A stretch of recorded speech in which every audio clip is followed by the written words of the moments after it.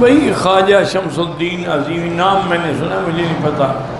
ان کے جو باقی بھائی تھے نا وہ بزرگ بھی تھے، عالم بھی تھے۔ یہ تو فلکیات کے چکر میں پڑا، پتہ نہیں ایمان بھی قائم رہا کہ نہیں رہا۔ یہ میت کو جب لے جاتے ہیں تو 40 قدم گنتے ہیں اور کندھا بدلتے، یہ سب بدعت ہے۔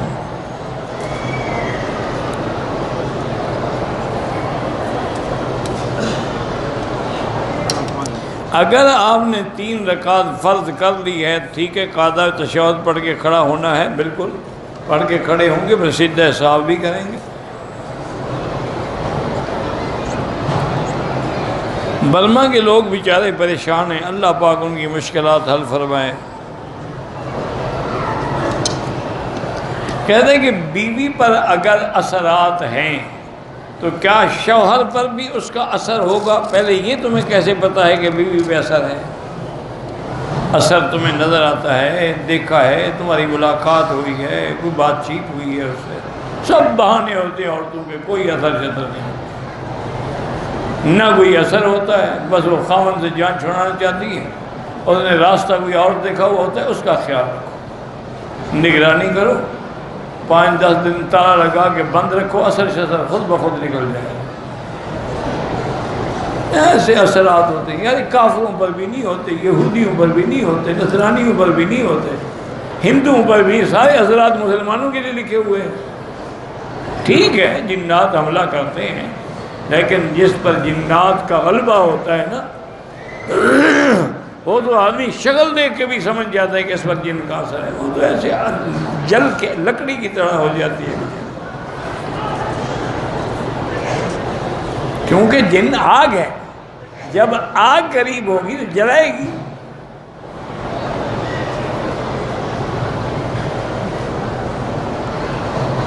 اگر ہم نے فرض نماز مسجد میں پڑھ لی ہے، اس کے بعد دوسری جماعت کھڑی ہو تو نفل سمجھ کے شامل ہو جائے، کوئی بات نہیں۔ امام ابو حنیفہ کے بارے میں کون سی کتاب پڑھیں؟ کوئی ایک کتاب ہے ان کی جو میں بتاؤں آپ کو، مسند اعظم ابو حنیفہ ہے، کتاب الآثار ہے، ہدایہ اولین ہے، جتنی حنفی مسلک کی کتابیں ہیں، لیکن کسی استاد سے پڑھو، استاد سے پڑھو، خود ہے نا اپنے عقل لڑانا، ورنہ ایمان بھی جائے گا، دین بھی جائے گا۔ ہر چیز کا ایک قاعدہ ہے کہ بزرگ کہتے ہیں کہ مربع جو ہے وہ مربی کے بغیر نہیں بنتا۔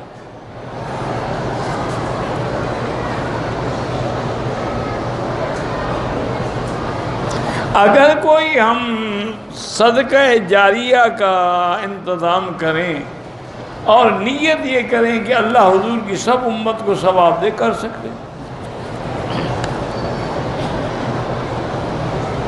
میرا بیٹا بیمار ہے، اللہ شفائے کاملہ عطا فرمائے۔ میں غریب آدمی ہوں، حج کرنا چاہتا، غریب پر حج فرض ہی نہیں ہے، تکلیف کیا ہے، کیوں وظیفے پڑھتے ہو؟ اللہ نے حج رکھا ہی امیر آدمی پہ، اگر غریب کو ویسے شوق ہوا ہے تو ہوتا رہے، اس کا ثواب ملے گا انشاءاللہ۔ وظیفے پڑھنے سے حج ہوتے، لوگ ٹکٹ کیوں خریدتے ہیں؟ مولوی سے وظیفہ پوچھ رہے تھے، اڑ کے آ جاتے بس۔ اللہ کے بندے غریب پہ اللہ نے حج فرض کیا ہے، اگر تمہارے دل میں تمنا ہے اللہ اسباب پیدا کر دے گا، استغفار زیادہ پڑھا کرو۔ میری بہن جمعہ کو روزہ رکھتی، بالکل غلط کرتی ہے، جمعہ کا روزہ رکھنا ناجائز ہے، روزہ رکھیں جمعرات اور سوموار۔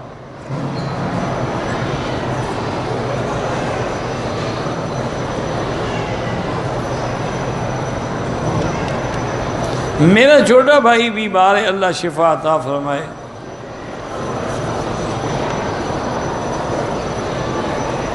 چکوال سے ہے، اور آپ کا سلام، بڑی مہربانی۔ بہرحال جو فوت ہو گئے اللہ تبارک و تعالیٰ ان کی مغفرت فرمائے، جو زندہ ہیں ان کو صحت اور ہدایت عطا فرمائے۔ میرے بیٹے کا نام کیان ہے، اب اس کا نام محمد موسیٰ رکھنا چاہتے ہیں، ٹھیک ہے، محمد ہی کافی ہے، پھر محمد، موسیٰ، احمد، 3 نام کیوں رکھتے ہو؟ ایک نام رکھو.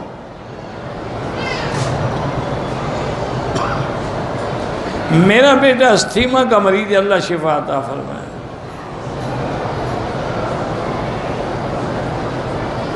کسی کے پاس اسم اعظم ہے کیا ہر وقت زبان پہ جاری رکھ سکتا ہے؟ اللہ کا لفظ جو ہے یہی اسم اعظم ہے. حجر اسود کا اشارہ دونوں ہاتھوں سے بھی جائز ہے، ایک سے بھی جائز ہے.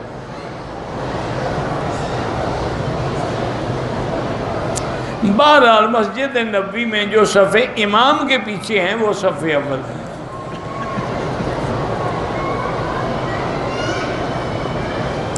چار رکعت والی فرض نماز میں پہلی 2 رکعتوں میں فاتحہ بھی پڑھیں گے، سورت بھی پڑھیں گے. آخری 2 رکعتوں میں فاتحہ پڑھیں گے، سورت نہیں پڑھیں گے.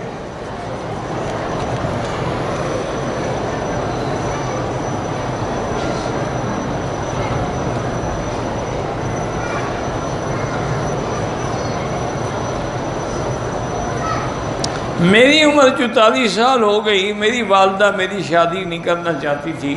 ماں باپ تو شادی اولاد کی کرنا چاہتے، وہ کیوں نہیں کرنا چاہتی تھی؟ کیا وجہ ہے؟ بہرحال اس کی غلطی تھی، اللہ معاف کرے. پھر آپ نے ایک بیوہ سے شادی کر لی، وہ اس کو قبول نہیں کرتے، نہ کریں تو علیحدہ رہو. پہلے کرنے نہیں دیتے تھے، اب کر لی ہے تو اس کو بھی قبول نہیں، تو کیا کرو؟ وہ تمہاری جائیداد کھانا چاہتے اور کوئی مسئلہ نہیں ہے. جب تنگ کریں گے تم چھوڑ کے بھاگ جاؤ گے. کہتے ہیں کوئی نبی بوٹی ہوتی ہے، مجھے نہیں پتا، نہ نبی بوٹی کا تو نہ اللہ بوٹی کا، یہ لوگوں نے خود بنائی ہوئی ہے. حج اور عمرہ میں تجارت کریں، اجازت بالکل اجازت ہے. اگر کسی نے پیسے دیے کہ میرے لیے چیز خرید کر کے لیں، بالکل لے جا سکتے ہیں. تجارت منع نہیں ہے حج میں. لیس علیکم جناح ان تبتغوا فضلا من ربکم فاذا افضتم من عرفات فاذکروا اللہ عند المشعر الحرام. تم پر کوئی گناہ نہیں اگر تجارت کرو.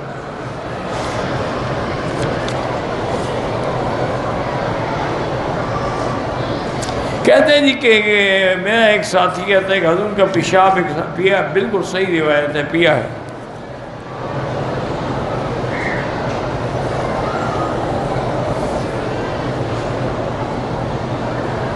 کوئی ایسا آدمی ہے جن کے سر پہ آپ نے ہاتھ رکھا اور اذان دوبارہ کہلوائی، یہ بھائی تم نے پتہ نہیں کہیں سے کوئی سن رکھا ہے، کوئی حقیقت نہیں.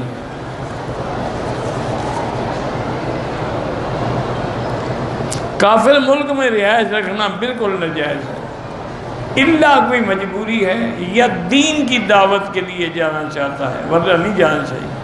میرا بھائی جتنے لوگ کافر ملکوں میں گئے ہیں نا، اب رو رہے ہیں. لڑکیاں آزاد ہو گئیں، لڑکے آزاد ہو گئے.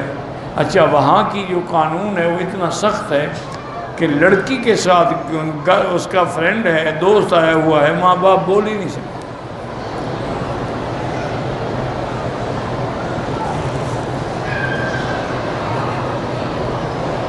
میں آج سیدھا صحابہ والی احادیث پڑھ رہا تھا، پھر سمجھ نہیں آئی. 5 رکعتیں پڑھنی 4 کے بجائے 3 پڑھنی 3 کے بجائے، نہیں سمجھ آئی تو میں کیا سمجھا سکتا ہوں.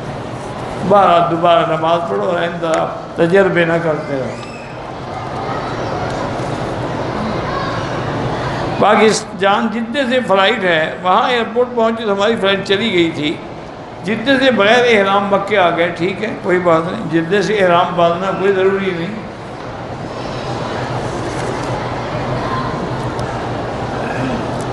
اگر زندگی میں والدین کی نافرمانی کی ہے، اب ان کے لیے عمرے کرو، طواف کرو، حج کرو، خیرات کرو، اللہ سے دعائیں مانگو تاکہ تلافی ہو جائے.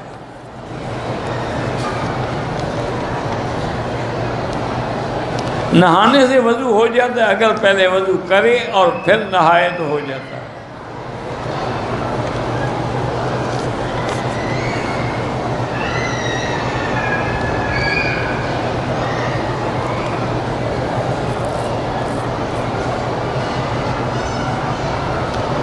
ہمارے بڑوں کی زمین کے لیے ایک شخص نے دعویٰ کیا ہے کہ ہماری ہے.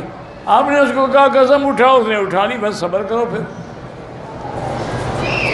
اللہ پہ چھوڑ دو یا ریکارڈ حاصل کرو. تمہارے بڑوں کی جو ہے تو ریکارڈ تو ہوگا نا. جب ریکارڈ مل جائے گا اس کی قسم جھوٹی ہو جائے گی. طواف النساء جو ہے وہ شیعہ کا مسئلہ ہے، ہمارا کوئی مسئلہ نہیں. ان کے نزدیک یہ مسئلہ ہے کہ عمرے پہ آتے ہیں نا، طواف کرتے ہیں، صفا دوڑتے ہیں، پھر ایک طواف کرتے ہیں کہ تب کہیں جا کر ان پر بیوی حلال ہوتی ہے، اس کو کہتے ہیں وہ طواف النساء. یہ عجیب ان کے مسائل ہیں. یعنی ادھر تو اتنا پکے ہیں کہ 2 طواف نہ کریں تو بیوی حلال نہیں ہوتی، ادھر متع کرو تو ہر عورت حلال ہے.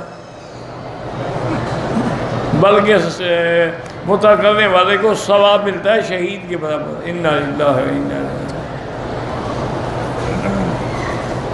آدمی کہاں جائے؟ دعا کریں اللہ ہدایت دے. شیعہ تو شیعہ تھے نا، ہمارے بعض اپنے جو ہیں نا، اگر آپ کتابیں دیکھیں، عرف الجاوی دیکھیں، نظر الابرار دیکھیں، کنز الحقائق دیکھیں، ہمارے لوگوں کی کتابیں ہیں، اس میں بھی انہوں نے یہی مسئلے لکھے ہیں کہ متع کرنا جائز ہے. اپنی عورت سے بدفعلی کرنا جو ہے وہ بھی جائز ہے. انا للہ و انا الیہ. کیا کریں؟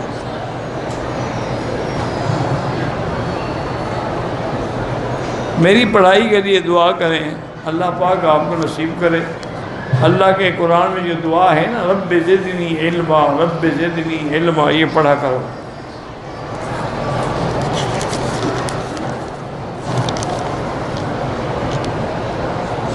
جدے میں کام کرتا ہوں، آپ کے مدرسے سے پڑھنا چاہتا ہوں. میرے مدرسہ تو کوئی ہے نہیں، یہ حرم میں درس ہوتا ہے، جب چاہو آ جاؤ. آپ نے میری اہلیہ کے لیے دعا کی، اللہ آپ کو جزائے خیر دے. جس ملک میں آپ رہتے ہیں ہر ملک میں اچھے مدرسے موجود ہیں.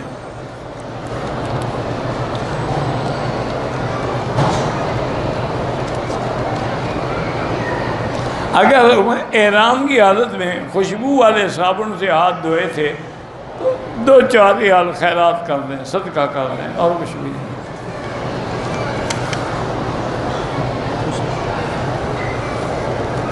ہاں جی، کوئی بات. اچھا، غسل کیا تو پھر دم ہے. میاں بیوی ایک دوسرے کا ہاتھ پکڑ کے طواف کر سکتے ہیں؟ کیوں نہیں کر سکتے جناب؟ میاں اپنی بیوی کا ہاتھ نہ پکڑے تو کس کا پکڑے؟ یہ بھی کوئی مسئلہ ہے؟ ویسے پکڑ سکتے ہیں، طواف میں کیوں نہیں پکڑ سکتے؟ بیوی گم ہو جائے پھر کیا کرے گا؟ بالکل جی، بالکل پکڑو. دھکم پہل کر کے بوسہ لینا حجر اسود کا حرام ہے، ناجائز. سنت ہے، موقع ملے نہ ملے اشارہ کرو، بس وہی بوسے کے کیا مقام ہے.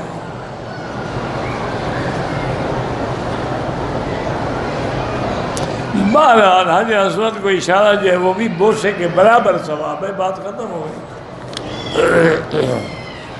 لیکن اصل میں مشکل یہ ہے کہ ہمارے لوگ جو ہیں نا جی، ان کو چونکہ قبروں پہ بوسے دے دے کے قبریں چاٹ چاٹ کے ایسی عادت پڑی ہوئی ہے کہ اگر حجر اسود کا بوسہ نہ ہوئے، کہتے ہیں ہمارا عمرہ بھی نہ ہوا، حج بھی نہ ہوا، آنے کا بھی کوئی فائدہ نہیں.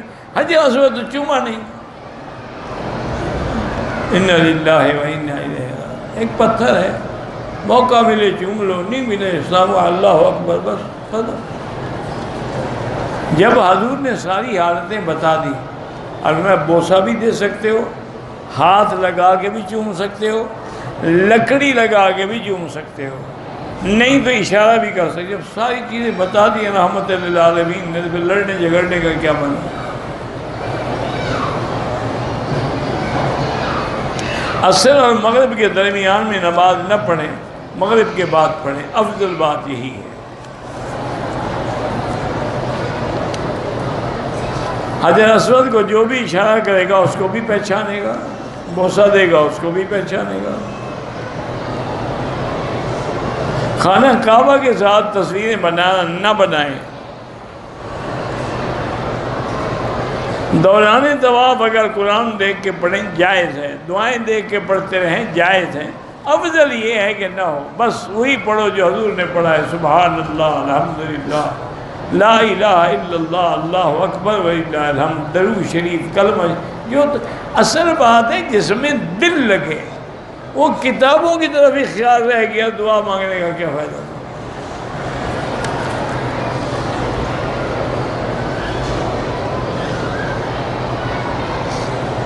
اپنے ملک میں ہم آئیں تو اللہ رزق دینے والا ہے، رزق تو اللہ لکھ چکا ہے، کہنے کی ضرورت ہی نہیں ہے۔ بہرحال استغفار زیادہ پڑھا کریں۔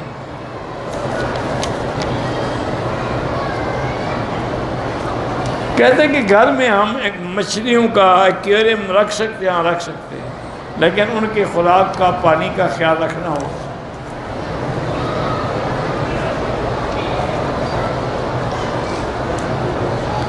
جو عورتیں محرم کے بغیر آتی ہیں، عمرہ تو ہو جاتا ہے لیکن گناہ گار ہیں، توبہ کریں۔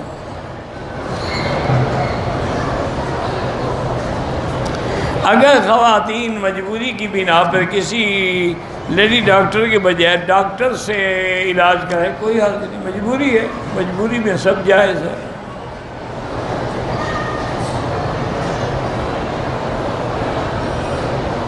کچھ خواتین مردوں کی طرح سجدہ کرتی ہیں، اللہ ان کی نماز بھی قبول فرمائے، لیکن افضل یہی ہے کہ زمین سے مل کے سجدہ کریں۔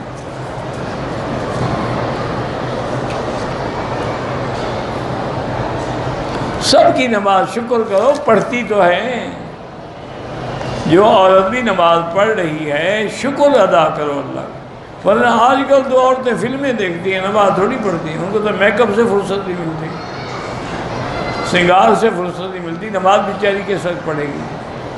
وہ تو اگر غسل جنابت کی ضرورت ہے غسل ہی نہیں کرتی کہ اس کا بال خراب ہو جائے، وہ اسی طرح ناپاک رہتی ہے۔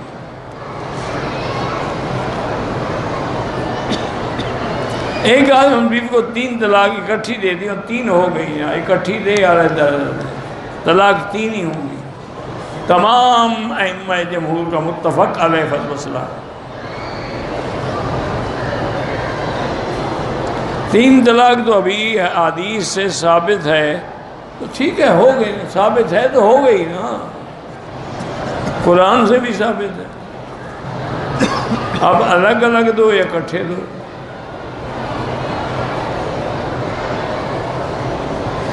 تین مہینے کی بچی تھی، باپ نے نکاح کر، بچی جوان ہو گئی ہے، انکاری ہے، بالکل ٹھیک ہے، ان کا اس کو خلو کا حق ہے، درخواست دے کے خلو کر کے اپنی جان چھڑائے۔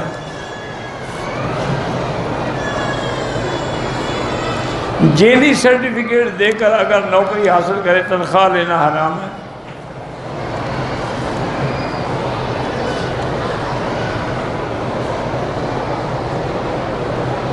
نکاح پڑھتے وقت مولوی صاحب نے گواہ نہیں بھیجے لڑکی سے پوچھنے کے لیے، تو کوئی لڑکی کی طرف سے ایک بیان کیسے دیا؟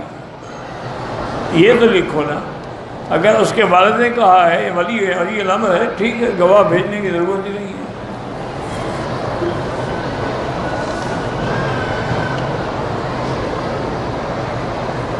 میرے والد صاحب آپ کی بیوی کے لیے افسوس کرے، اللہ جزاک اللہ خیر، بیمار ہیں اللہ ان کو بھی شفا عطا فرمائے، اللہ ہر بیمار میں شفا۔ نماز جہاز کے اندر آ جائے، نماز جہاز میں بھی پڑھ سکتے ہیں، اگر نہ پڑھ سکیں پھر اتر کے قضا کریں۔ عورت نماز جنازہ پڑھ سکتی ہے، بالکل پڑھ سکتی ہے۔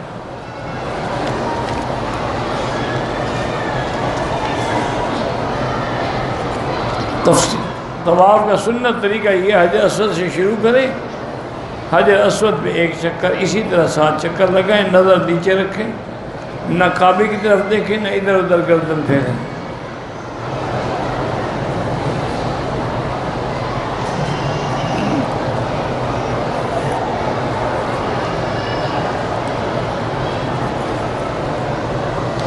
آپ کے کسی وزیر نے کہا بدر میں 313 باقی صحابہ ڈر کے مارے نہیں، اللہ ہدایت دے، چھوڑو ان باتوں کو، یعنی تم کر کے کیوں گناہ گار ہوتے ہو؟ اللہ کے بندے بدر میں جب حضور آئے تھے جنگ کے لیے آ ہی نہیں رہے تھے تو صحابہ کیوں ڈر گئے؟ قافلے کے لیے تشریف لائے، اللہ نے انتظام کر دیا کہ جنگ ہو گئی۔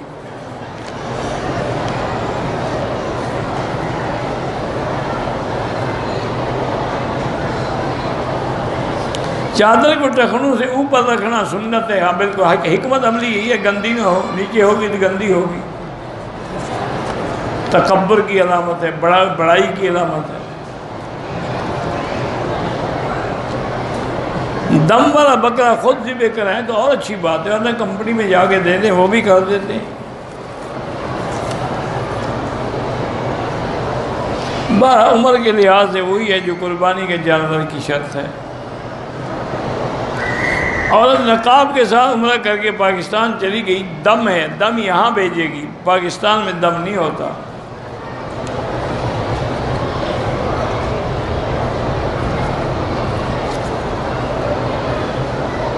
گردے اور کپورے کھانا جو ہے بعض علماء کہتے ہیں مکروہ ہیں، بعض کہتے ہیں جائز ہے۔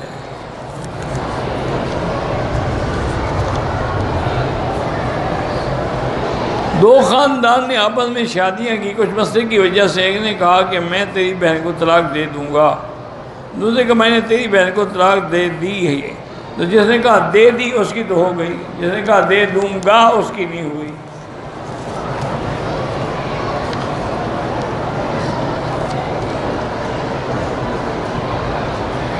تصویریں بناتے ہیں، اللہ ہدایت دے، کیا کر سکتے ہیں۔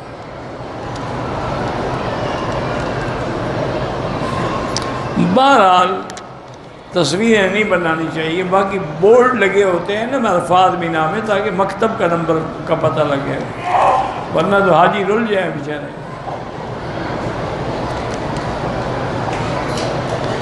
اذان جمعہ سے پہلے جو ہوتی ہے وہ اعلان کے لیے ہوتی ہے، اصل اذان وہی ہے جو امام کے بیٹھنے کے بعد شروع ہوتی ہے۔ پہلی اذان جو دی جاتی ہے تاکہ لوگ تیاری کر سکیں، اگر پہلی اذان نہ ہو اور یہی اذان ہو تو فَاسْعَوْا إِلَىٰ ذِكْرِ، کب دوڑو گے تم بیٹھے ہو دکان پہ، اب امام صاحب بھی آ گئے، پھر وہاں دوڑ کے کیسے پہنچو گے؟ اس لیے پہلی اذان رکھی گئی۔ پہلے تو لوگ تھوڑے ہوتے تھے، وہ صبح سے آ کے مسجد میں بیٹھ جاتے تھے۔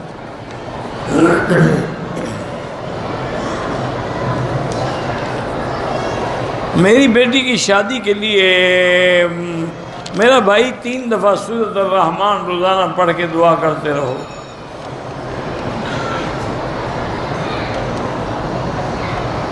بھئی مسجد عائشہ اور جیرانہ میقات نہیں، میں اب بھی کہتا ہوں کہ میقات نہیں۔ میقات کا معنی تو یہ ہے کہ جہاں سے بغیر احرام کے آپ گزر ہی نہیں سکتے، جیسے کہ مدینہ منورہ ذوالحلیفہ میقات ہے، یلملم میقات ہے، جوفہ میقات ہے، طائف میقات ہے۔ یہ میقات نہیں، یہ ہل ہیں، یعنی حدود حرم سے باہر ہیں۔ اگر حد حرم میں رہنے والا عمرہ کرنا چاہے تو یہاں چلا جائے عمرہ کر لے بس، لیکن یہ تو نہیں کہ میقات ہے۔ اب ایک آدمی مسجد عائشہ جائے بغیر احرام کے آ جائے، دم پڑ جائے گی؟ بالکل نہیں پڑے گی، کیونکہ وہ میقات تو نہیں ہے۔ اب مسئلہ نہ سمجھو تو میں کیا کروں؟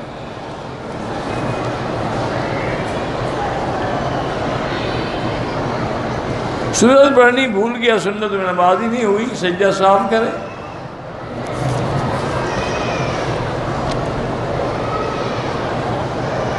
میں نے 2 طواف کر لیے، بعد میں یاد آیا کہ میرا وضو نہیں تھا، تو وضو کر کے دوبارہ 2 طواف لوٹاؤ۔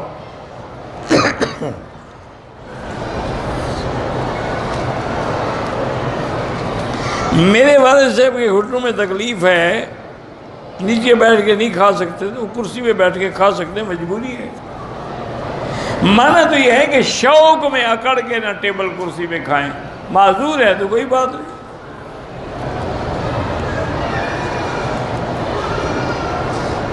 کہتے ہیں جی کہ حالت احرام میں اگر کسی کا احرام ڈھیلا ہو گیا یا کھل گیا، اکیلا نہیں باندھ سکتا، بیوی باندھ سکتی ہے؟ ہاں باندھ سکتی، کیوں نہیں باندھ سکتی ہے؟ ویسے کون سا اتنا بڑا کام ہے جو تم اکیلے چادر نہیں باندھ سکتے؟ 2-4 آدمی منگواؤ، یا جب باندھو تو ایک ہی دفعہ رسی باندھ کے گانٹھ لگا دو، کھلے گا ہی نہیں تو باندھ ہی نہیں پڑے گا۔ ویسے بیوی کیوں نہیں باندھ سکتی ہے؟ استلام کر کے ہاتھ لگے تو چوم سکتے ہیں۔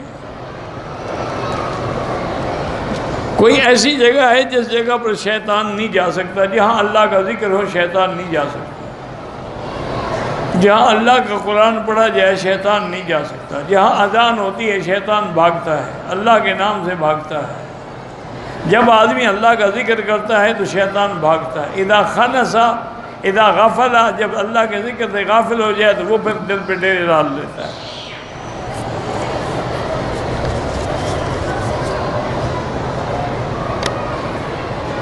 قادیانی رشتہ داروں سے قطع تعلق نہ کریں۔ بہرحال قادیانی رشتہ داروں سے قطع تعلق ضروری ہے، چونکہ وہ صرف کافر نہیں ہے، وہ مرتد ہے۔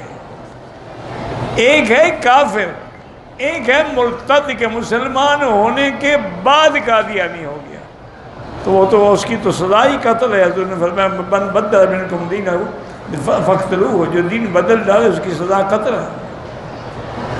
اور دوسری بات ایک یاد رکھیں کہ قادیانیوں سے بہت سارے ہمارے بیوروکریٹ جو بڑے بڑے افسر ہیں ان کو بڑا شبہ ہوتا ہے کہ مولوی کا دماغ خراب ہے، یہودیوں کو کچھ نہیں کہتے، ہندو کو کچھ نہیں کہتے، سکھوں کو کچھ نہیں کہتے، قادیانی قادیانی قادیانی کچھ نہیں۔ اللہ کے بندے، سکھ کہتا ہے میں سکھ ہوں، ہندو کہتا ہے کہ میں ہندو ہوں، یہودی کہتا ہے کہ میں یہودی، یہ تو کہتے ہیں مسلمان ہیں۔ یہ مسلمان بن کے دھوکہ دے، اس لیے ان سے خطرہ ہے۔ یہ بھی کہنا شروع کر دیں جی ہم کافر ہیں، ٹھیک ہے کوئی جھگڑا نہیں۔ جھگڑا تو تب ہے نا کہ اپنے آپ کو وہ مرزا غلام احمد جیسے ملعون کا پیروکار بھی سمجھیں اور کہیں کہ ہم مسلمان بھی ہیں، ہم کلمہ پڑھتے ہیں، ہم نماز پڑھتے ہیں، ہم روزہ رکھتے ہیں۔ اس لیے ان سے نفرت زیادہ ہے، کیونکہ یہ مسلمان بن کے دھوکہ دیتے ہیں۔ واللہ اعلم۔ ربنا تقبل منا انك انت السميع العليم وتب علينا انك انت التواب الرحيم۔ لا الہ الا اللہ العظیم الحلیم، لا الہ الا اللہ رب العرش العظیم، لا الہ الا اللہ رب السماوات رب الارض رب العرش الکریم۔ اللہم انا نسألک موجبات رحمتک وعزائم مغفرتک والسلامة عن كل اسم والغنیمة عن كل بر۔ اللہم لا تدع لنا ذنبا الا غفرتا ولا ہما الا فرجتا ولا ہما الا فرجتا ولا عیبا الا سترتا ولا کربا الا نفستا ولا ضالا الا ہدیتا ولا ضالا الا ہدیتا ولا فسادا الا اصلحتا ولا فسادا الا اصلحتا ولا حیا الا ہدیتا ولا میتا الا رحمتا ولا حاجة من حوائج الدنيا والآخرة إلا قضيتها ويسرتها يا أرحم الراحمين يا أكرم الأكرمين يا أجود الأجودين۔